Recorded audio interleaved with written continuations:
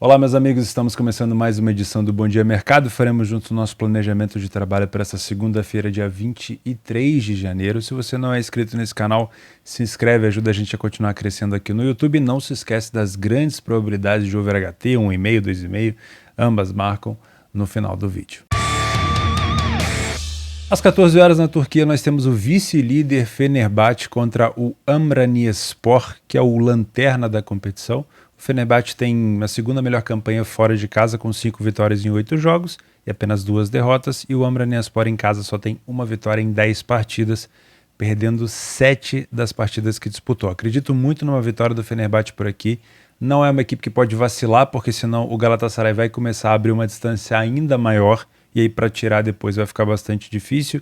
O Galatasaray tem um jogo a mais, então dá para o Fener encurtar essa distância de novo. Então a minha opinião aqui, trabalhar contra o Amraniyaspor ou a favor do Fenerbahçe pode ser uma boa pedida. Ampliando um pouco os dados, é possível ver uma boa superioridade do Fenerbahçe, apesar dele deixar a desejar em alguns aspectos primordiais de um favorito, né? Não é um time que sai na frente com tanta frequência e é uma equipe que falha em marcar em quase 40% dos jogos fora de casa. Isso me preocupa porque é uma equipe que marca bastante gol, ou seja, nos jogos onde ele marca, ele acaba marcando mais do que um, mas se ficar 40% dos jogos fora de casa sem marcar, me preocupa um pouco. Existe discrepância, como eu falei, na força ofensiva e principalmente também na deficiência defensiva do Amraniyaspor, que acaba tomando muito gol. Muita discrepância também no primeiro tempo e é aqui que eu quero trabalhar. O meu maior cenário de leitura de jogo vai ser por aqui. Eu tenho um time que sofre bastante gol e eu tenho uma boa constância da defesa do Fenerbahçe, que é um time que perde pouco, vence metade dos jogos, marca bastante gol e aqui tem uma solidez defensiva muito grande. E é característico desse time do Jorge Jesus um início de jogo muito forte, com uma pressão de marcação muito grande, então você acaba acuando um pouco o adversário e acaba tomando menos gol. Então é o momento para estar provavelmente contra o Amraniyaspor. No segundo tempo eu tenho algumas quedas de aproveitamento. Eu tenho o Amraniyaspor perdendo mais, mantendo o número baixo de derrota, fazendo a mesma quantidade de gols e tomando mais gols. Então eu tenho quedas de desempenho do adversário, mas eu também tenho aqui o Fenerbahçe aumentando o número de derrotas e aumentando o número de gols sofridos, tá? Isso mostra cansaço, exaustão, desconcentração. Então talvez a gente ainda tenha a superioridade do Fenerbahçe, mas não seja um segundo tempo tão fácil de se trabalhar a leitura, até podendo ter gols do adversário contra o Fenerbahçe por aqui. Por isso que o primeiro tempo talvez seja o mais indicado de tentar buscar essas superioridades para estar a favor do Fener ou para estar contra o Amraniyaspor. Às 2h30 na Itália nós temos o Bolonha contra o Cremonese. Não é um jogo que causa tanto frisson por conta das posições na tabela. Na verdade é um jogo de meio de tabela contra o último colocado, mas dado a discrepância das duas equipes, a gente ainda pode ter aqui uma oportunidade de trabalho, principalmente contra o Cremonese, que vem caminhando a passos largos para o retorno, talvez, à segunda divisão, a Série B da Itália. Nesse momento, o Cremonese tem 18 jogos e 7 pontos marcados e não venceu nenhum jogo, né? Então, 18 partidas sem ganhar nenhuma fica bem complicado. Como visitante, são 5 derrotas e 4 empates. E o mandante Bolonha tem 4 vitórias em 9 jogos e só perdeu 2. Tem uma defesa até considerável para um time de meio de tabela, relativamente boa. É o primeiro confronto entre eles nos últimos tempos, né? Não é de se enfrentar nem em Copas e é a primeira vez nesse turno que o Cremonese pega o Bolonha. E a gente tem aqui o Bolonha dentro de casa, uma derrota para a Atalanta, venceu equipes ali próximos dele na tabela e abaixo dele, então venceu o Lecce, o Torino, o Sassuolo e perdeu para a Atalanta marcando gol em todos os jogos que a gente está vendo aqui. E o Cremonese fora de casa, uma vitória contra o Napoli na Copa Itália, numa eliminação de pênalti, tá? Então não foi uma vitória de fato dentro de campo nos 90 minutos, nem na prorrogação, foi uma vitória nos pênaltis. Então tá realmente muito abaixo o Cremonese, mas essa eliminação do Napoli obviamente pode acender alguma coisa ali na equipe, então é sempre bom tomar cuidado. A minha ideia por aqui, pela cotação, daria para tentar buscar algo a favor do Bolonha se você tem metodologia para odds mais altas, mas eu acho que um Leo Cremonese aqui está de bom tamanho, utilizando obviamente boa leitura de jogo. A gente tem o Bolonha saindo na frente em quase 70% dos jogos em casa, é um time que falha pouco em marcar, mas sofre gol com alguma frequência. Não são tantos gols sofridos, mas sofre gol com alguma frequência, tá? O número de ambas marcam em jogos do Bolonha é alto, tá? Porque é uma equipe que não falha em marcar e acaba sofrendo gol com frequência. O Cremonese não venceu nenhum jogo, como eu falei, não saiu na frente em quase nenhuma partida, e é uma equipe que sofre gol em todos os jogos, mas falha pouco em marcar. Surpreendentemente, por estar na lanterna da competição, ainda é uma equipe que falha pouco em marcar. Então não me surpreenderia aqui só com essa informação da gente ter um ambas marcam, da gente ter as duas equipes conseguindo marcar, mas de preferência que o Bolonha tenha mais superioridade para a gente conseguir trabalhar esse lei ao time do Cremonese. O primeiro tempo é onde eu vejo mais possibilidade de superioridade do Bolonha. Eu tenho baixa porcentagem de derrota no Bolonha em casa, uma alta porcentagem, dado as circunstâncias, né? Aí uma alta porcentagem de vitória, poucos gols sofridos e um relativamente bastante gol marcado. O Cremonese não venceu nenhum primeiro tempo, ou seja, mesmo naquelas 22% das vezes que ele saiu na frente, ele acabou tomando empates, não é uma equipe que controla tanto o resultado assim, perdeu quase 60% do primeiro tempo e tomou 11 gols. Esse é o primeiro tempo que eu gostaria que se repetisse esse cenário para trabalhar contra o Cremonese. No segundo tempo eu já tenho uma queda de rendimento do Bolonha e um crescimento no rendimento do Cremonese e que pode, obviamente, dificultar um pouco a minha leitura. A gente pode ter um jogo mais truncado, com mais tendência de gols. Então, na minha opinião, o primeiro tempo é onde eu mais buscaria essas correções de preço da equipe do Cremonese. Às 16h45, ainda na Itália, nós temos a terceira colocada, a Inter, contra o Empoli, que ocupa a 12ª colocação. Como mandante, a Inter tem apenas uma derrota, são 8 vitórias em 9 jogos. É um poderio muito forte da Inter, com apenas 4 gols sofridos. Acho que é a segunda melhor defesa da competição em casa.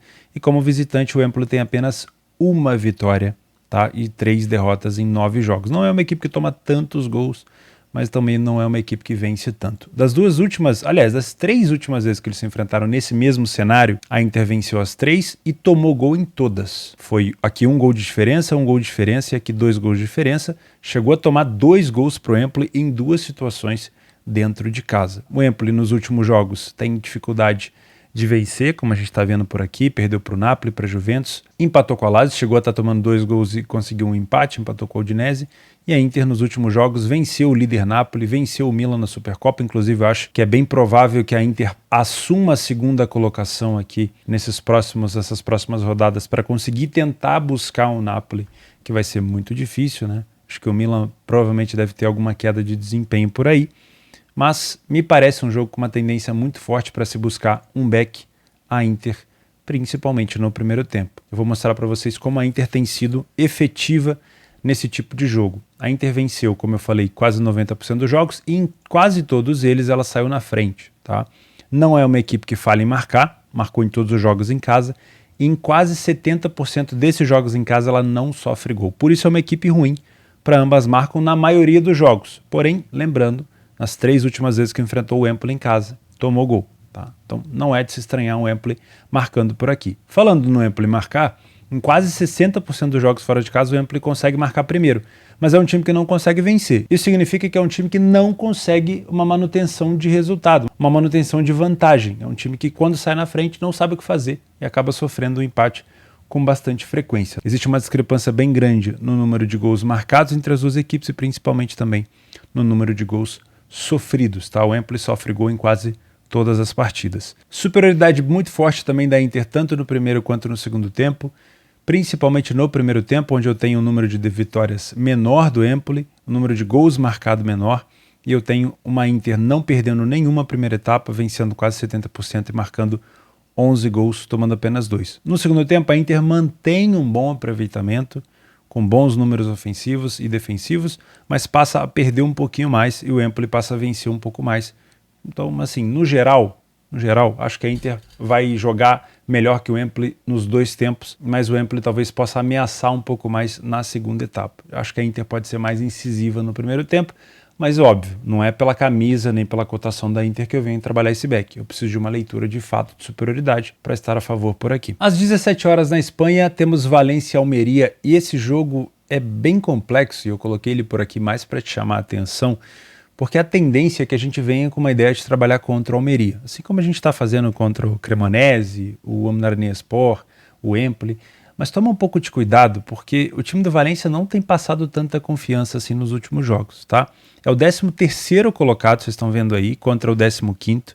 Dentro de casa, o Valência tem 4 vitórias em 9 jogos, ou seja, é uma equipe que empata pouco, ou perde ou ganha. E o Almeria, como visitante, não venceu nenhuma. Esse é o principal fator que as pessoas costumam criticar, obviamente, o Almeria e costumam vir já enviesadas para trabalhar contra ele. Mas o Valência não tem feito bons jogos, tá? Das últimas vezes aqui que o Valência jogou em casa, perdeu para o Cádiz, perdeu para o Barcelona, perdeu para o Mallorca e venceu o Betis. O Almeria fora de casa não consegue vencer ninguém, obviamente é uma situação muito complicada, mas as duas últimas vezes que eles se enfrentaram, o Valência venceu 3, perdeu uma, empatou uma, e em quase todas as situações o Almeria também conseguiu marcar gols. Então eu estou vindo mais com uma ideia de trabalhar talvez um over, 1,5, 2,5 por aqui, do que propriamente de trabalhar o match odds. Pelas cores do PDF a gente consegue ver que o Valência não é superior ao Almeria na maioria das situações. Existe superioridade, mas não existe uma discrepância tão grande, né? Por exemplo, o Valência em quase 55% das vezes sai primeiro a marcar, o Almeria em quase 40%. O Almeria falhou em marcar em 50% dos jogos, o Valência em 33%. O Almeria sofre gol em todos os jogos, o Valência ficou sem sofrer em apenas 33%. Então, por mais que eu tenha discrepância no ataque e na defesa, não me parece que o Valência vai ter tanta facilidade nesse jogo. Aonde a gente pode encontrar, sim, uma discrepância de superioridade do Valência é na primeira etapa, tá? Eu tenho pouca derrota, um número considerável de vitória, poucos gols sofridos e 7 gols marcados.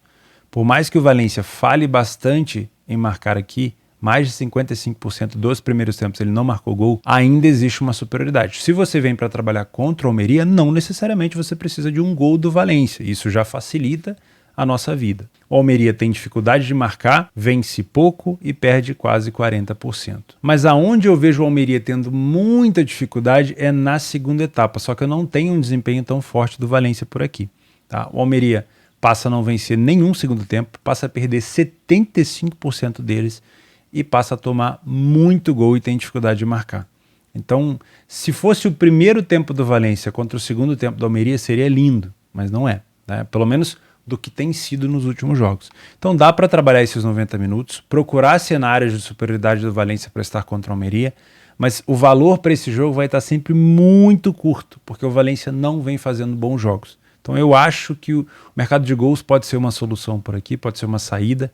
Não duvido que o Valência tome gol do Almeria. Também não duvido que o jogo fique 0-0, porque nenhuma das duas equipes está fazendo assim um excelente campeonato. Então só a leitura pode ajudar a gente por aqui.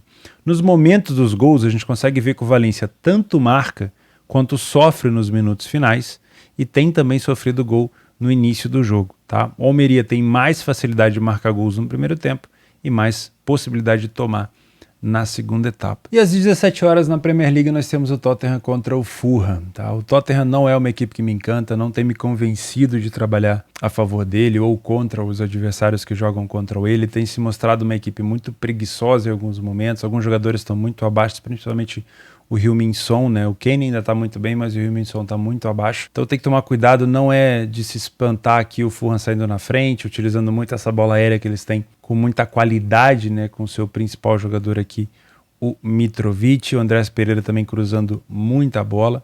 O Fulham tem um excelente primeiro tempo. Vamos ver se o Tottenham consegue ter menos preguiça, né? Na maioria das vezes o Tottenham sai atrás para tentar buscar recuperação. Contra o City no último jogo foi o contrário, né? Fez 2 gols relâmpagos, depois tomou 3 gols relâmpagos e depois tomou mais um gol ainda no final. O Fulham dentro de casa, 5 vitórias em 10 jogos. É uma equipe que perde pouco relativamente. O Tottenham tem 4 vitórias apenas fora de casa. Tá? Nos últimos jogos, entre eles, o Tottenham venceu 4 e tivemos um empate. Então o Tottenham tem tido uma superioridade. Na maioria das vitórias com apenas um gol de diferença. O Fulham em casa venceu o Chelsea e o Southampton. Perdeu para o United e empatou com o Everton. O Tottenham fora de casa, essa virada sofrida pelo City, derrota para o Nottingham Forest. Se eu não me engano, tomou 2-0 do Brentford e foi buscar um empate. Ganhou do Crystal Palace e na Champions ganhou do Marselha. Nos últimos jogos, tem que atualizar aqui, falta um jogo do Tottenham, mas não muda tanta coisa. Eu tenho o Fulham saindo na frente em 60% das vezes, o Tottenham em 44% das vezes. O Fulham falhou em marcar muito pouco em casa e o Tottenham também falhou em marcar muito pouco fora de casa, então por si só já me parece um jogo com uma boa incidência de ambas marcam, um over 1,5 por aqui também. Bons ataques, a defesa do Tottenham é um pouquinho mais sólida. Existe uma discrepância no primeiro tempo, que é aquela famosa preguiça que a gente fala do Tottenham. Tá? É um time que marca pouco gol no primeiro tempo, econômico, mas é uma equipe que melhora muito o desempenho ofensivo no segundo tempo, que é aquela coisa de estar sempre buscando recuperação. Como não é uma equipe que sai na frente com tanta frequência, tem que estar sempre buscando recuperação. O Tottenham começou muito bem a Premier League nesse ano, deu esperanças de que brigaria por algo mais, mas caiu muito de rendimento. Como eu falei, um bom primeiro tempo do Fulham, com relativamente pouca derrota, né? Quase a mesma quantidade do Tottenham, mas com o número de vitória melhor, mais gols marcados e também mais gols sofridos. Parece uma discrepância grande, mas não é, tá? É um jogo realmente, como o mercado vem aqui demonstrando, jogo parelho. Pouca superioridade do Tottenham, talvez pelos jogadores que tem. No segundo tempo se inverte um pouquinho. Eu tenho o Fulham um pouco pior e o Tottenham um pouco melhor, mas de novo, parece discrepância, mas não é. Eu tenho as duas equipes marcando bastante e o número de gols sofridos iguais. Inclusive, o Fulham segue perdendo muito pouco, né? Então, mesmo sofrendo gols com mais frequência, é uma equipe que também produz bastante gol. Não duvido que seja um jogo melhor para gols do que propriamente para match odds. Mas se for para match odds, vai ser ali em pequena janela de superioridade de uma ou outra equipe. Bolas aéreas também podem levar muito perigo, principalmente as do Fulham. Gols de cabeça, olha só, o Fulham marcou 10 gols de cabeça por aqui. Isso demonstra a força ofensiva da equipe, que obviamente compactua com o seu excelente cabeceador, o Mitrovic. Não duvido que a gente possa ter realmente um jogo com uma incidência de gols para cada lado por aqui, mas também não é de se duvidar que o Tottenham saia atrás do placar e tenha que buscar a recuperação. Tá? Então, se tiver alguma oportunidade para esse tipo de alavancagem, eu quero estar por lá. Nos jogos extras dessa segunda-feira, às 15 horas, nós temos o Duisburg contra o Mannheim. Jogo bom para gols aqui, terceira liga da Alemanha. Não são equipes que estão disputando tanta coisa, mas são equipes que geralmente oferecem para a gente boas oportunidades para gols. Às 15 horas, nós temos o Farul Constanta, que é o líder do campeonato da Romênia, contra o Cluj, segundo colocado. Aqui nós temos um dos melhores mandantes contra o melhor visitante. Dá para ver aqui pelo PDF que a gente tem pouca discrepância entre as duas equipes, talvez uma queda de rendimento aqui do Cluj no segundo tempo, mas é um jogo muito parelho. Se tiver leitura, se tiver mercado na Betfair, pode ser um jogo bom. Maccabi Tel Aviv e Maccabi Haifa também é um jogo bastante disputado lá em Israel, porque a gente tem o líder Haifa com uma distância considerável de 8 pontos para o vice-líder Tel Aviv. Também aqui nós temos pouca discrepância entre as duas equipes. O Haifa é o melhor visitante, o Maccabi Tel Aviv é o segundo melhor mandante. Então, também pode ser um jogo bem parelho para você trabalhar correção de preço se tiver mercado. Às 16h45 nós temos Copa da França. Se eu não me engano, aqui é oitavas de final. E essa odd do PSG 1,01 se justifica porque esse aqui é um time regional, tá? Inclusive, foi fundado em 2018. Então, cara, eu não vejo nenhuma vantagem de trabalhar esse jogo. Só coloquei como extra aqui caso você queira assistir. Tá? Dificilmente o PSG vai colocar algum, um time titular em campo, não tem necessidade. E é muito provável que a gente tenha uma goleada do PSG por aqui, se houver alguns titulares em campo. Tá? E por último, nós temos clássico no Rio de Janeiro, nem tem cotação aqui, mas imagino que seja uma odd parelha para você também poder trabalhar alguma coisa relacionada à correção de preço, se as duas equipes demonstrarem vontade, colocarem pelo menos alguns titulares em campo. Lembrando que a gente ainda está no início do Campeonato Carioca e todos os campeonatos regionais ali pelo Brasil, a gente tem que tomar cuidado com esse tipo de cotação, com algum tipo de viés, algum tipo de expectativa, tá? Mas é clássico, geralmente clássico carioca tem um cheiro enorme de 1-1, né? Mas vamos ver o que a gente tem por aqui, pode ser uma oportunidade para a noite, beleza? Até terça.